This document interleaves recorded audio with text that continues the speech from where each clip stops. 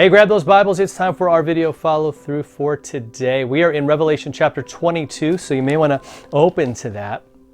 And the thing I want to talk about today is heaven. And it's a vast subject. It's a difficult subject because it's something that really is kind of, in most of our minds anyway, a future thing. And it's a not here kind of thing. And that's really hard because to wrap your mind around, because this is all we have. We have what's around us. We have our world and our day-to-day activities and all the things that we experience. And there's usually a lot of pain, a lot of suffering in there, and there's a lot of all these things we've been talking about over the last 4 weeks in this You Can't Handle This series at church. So, what's heaven look like? Artists have tried, poets have tried, writers have tried, just to try to capture what it is, right? There's the jokes about St. Peter at the pearly gates, and you gotta pass the test and have the right password or whatever it is. But it's something that's beyond what we can even imagine. That's what makes it so incredible. So look at this description in Revelation 22. Now again, John is trying to, with human words, describe something that I think is really kind of indescribable, right? So, but God gives him some of the words that might help us.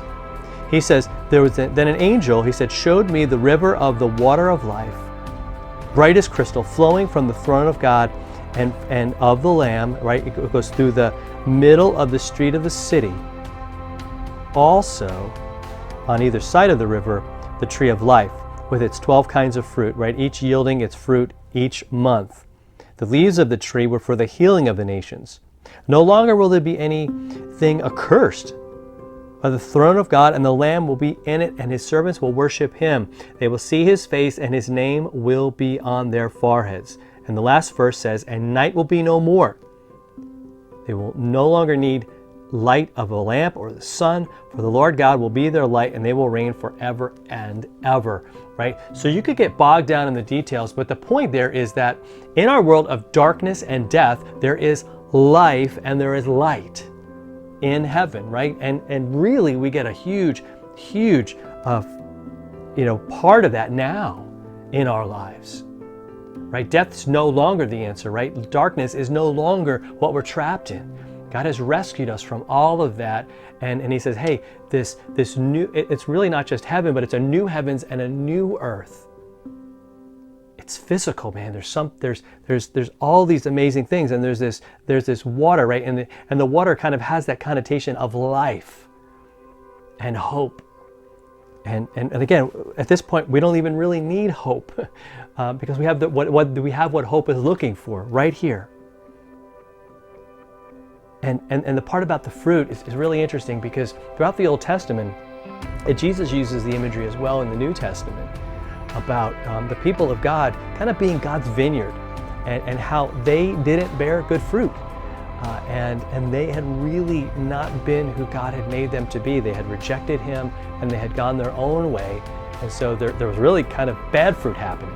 And now, right now we have things as they're supposed to be. The trees bearing fruit, right? And that's all this symbolism that's there, all the image that's there, and we're trying to wrap our minds around it like God is victorious and he is there and we're worshiping him.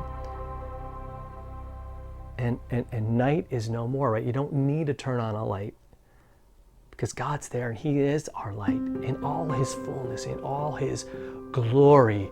And so I want to say today is that all the things that you're going through are going to try to shield you from seeing that, right? Try to obscure that view. And so that's why we go to this passage and we can see it clearly, like what has God given to us.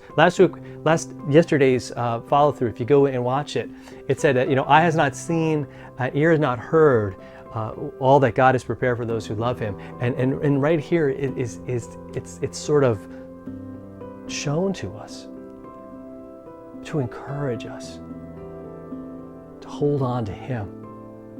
To know that he loves you, to know that he died for you, and he's got you, and he's got this. And this is where he's going to take you home, and where eternity will be.